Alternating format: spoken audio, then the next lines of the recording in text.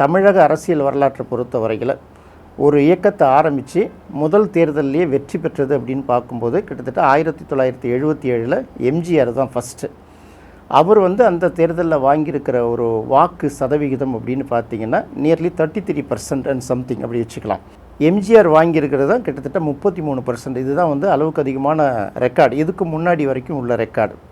ஆனால் எம்ஜிஆருடைய அரசியல் பயணத்தை நம்ம கம்பேர் பண்ணும்போது அவர் திமுகவுடைய தொடர்ச்சியாக பயணிச்சுக்கிட்டு வராரு.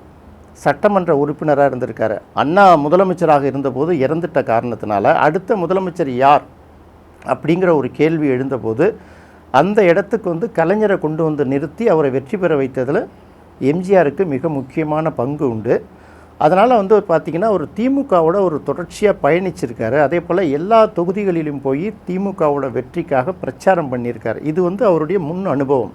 அதன் பிறகு கலைஞரோட அவருக்கு உறவுல விரிசல் ஏற்பட்ட பிறகு, கருத்து வேறுபாடு ஏற்பட்ட பிறகு அவருக்கப்புறம் அவர் தனியாக கட்சி ஆரம்பிக்கிறாரு. அப்படி ஆரம்பிக்கும்போது திமுகவிலேருந்து நிறைய தொண்டர்கள் அதிமுக பக்கம் சேர்ந்துடுறாங்க.